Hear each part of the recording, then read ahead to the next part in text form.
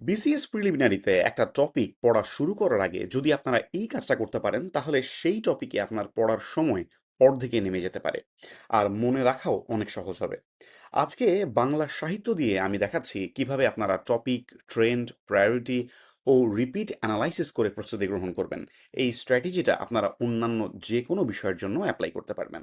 আমরা বেশিরভাগ ক্যান্ডিডেট যেভাবে পড়ি, আমরা বই খুলি, প্রথম পাতা থেকে পড়া শুরু করি, টানা পড়তে থাকি। কোন অংশ থেকে বেশি প্রশ্ন আসছে, কোন অংশ থেকে কম আসছে, এটা আমরা কখনো গুরুত্ব দিয়ে দেখি না। ফলে যেটা বেশি গুরুত্বপূর্ণ সেটাতেও যতটা সময় দরকার ঠিক ততটা আমরা দেই না। আবার যেটা কম গুরুত্বপূর্ণ সেটাতেও আমরা অনেক সময় নষ্ট করি।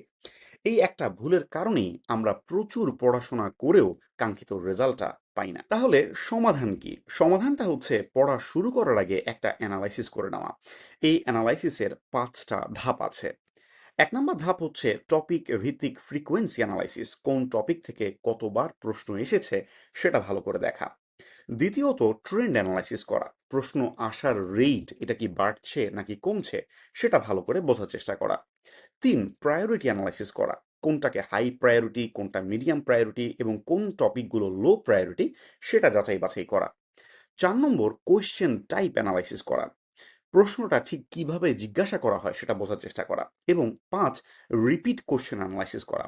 কোন প্রশ্নটা বারবার ফিরে আসছে সেটা ভালো করে অ্যানালাইসিস করা।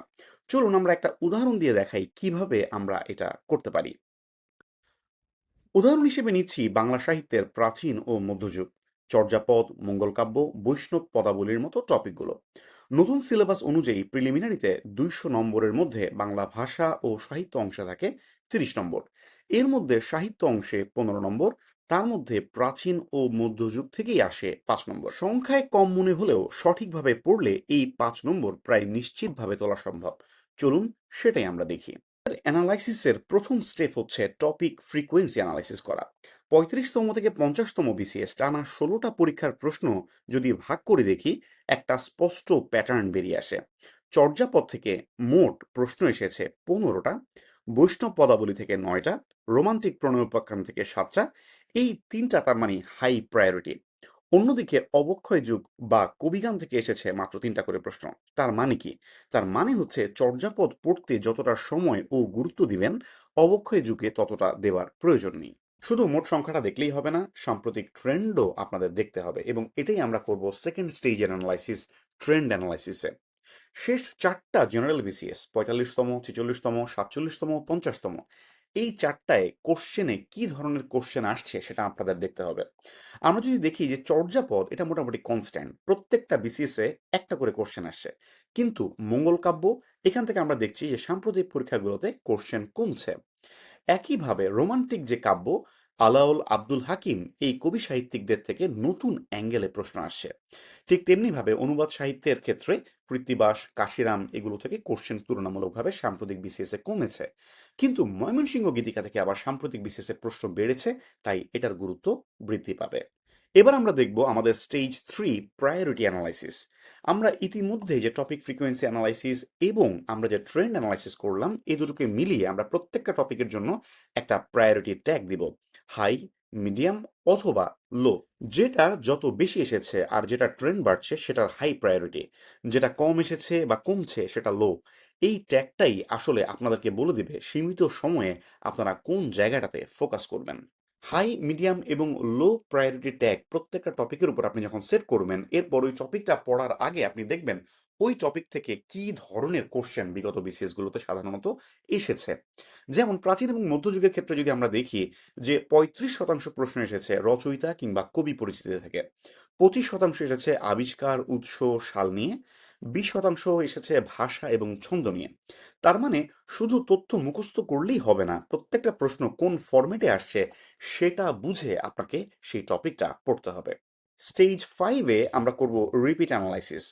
সবচেয়ে গুরুত্বপূর্ণ অংশ এটা, যে প্রশ্নগুলো বারবার ফিরে আসছে। যেমন চর্যাপদের আবিষ্কারক এবং আবিষ্কার স্থল হরপ্রসাদ শাস্ত্রী, নেপালের রাজদরবারের গ্রন্থাগার, এগুলা ৪৩তম বিসিএসে এসেছে। ঠিক তেমনি চর্যাপদের ভাষা, সন্ধ্যা ভাষা, এটা এসেছে ৩৮ ও ৪২তম বিসিএসে, মানে ২ বার। এই ধরনের প্রায় নিশ্চিত যেই কোশ্চেনগুলো যেগুলো বারবার ফিরে আসছে সেই কোশ্চেনগুলো আপনাকে স্পেশাল গুরুত্ব দিয়ে পড়তে হবে। তাহলে পুরো ব্যাপারটা একসাথে যদি আপনি করেন তাহলে কি দাঁড়ায়? পড়া শুরু করার আগে থেকেই আপনি জানেন কোন টপিক হাই প্রায়োরিটি, কোনটার ট্রেন্ড বাড়ছে, কোনটার ট্রেন্ড কমছে, প্রশ্ন কোন ফরম্যাটে আসছে, আর কোন তথ্যগুলো বারবার আসছে যেটা একেবারেই মিস করা যাবে না। এই পুরো ছবিটা মাথায় নিয়ে যখন আপনি পড়তে বসবেন, তখন একই সময়ে আপনি অনেক বেশি এফিশিয়েন্ট ভাবে পড়তে পারবেন। কারণ আপনি জানেন কোথায় বেশি সময় দিতে হবে আর কোথায় শুধু একবার চোখ বুলালেই চলবে। এখন কোশ্চেন হলো, এই পুরো অ্যানালাইসিসটা কি প্রত্যেকটা টপিকের জন্য নিজে নিজে করা পসিবল? সত্যি বলতে অবশ্যই পসিবল, কিন্তু সময় সাপেক্ষ। ৩৫তম থেকে ৫০তম বিসিএস এর টানা ১৬টা পরীক্ষার কোশ্চেন এভাবে অ্যানালাইজ করে প্রত্যেকটা বিষয়ের প্রত্যেকটা চ্যাপ্টারের টপিক এবং সাব টপিকের জন্য এটা আমি নিজে করেছি মাসের পর মাস ধরে।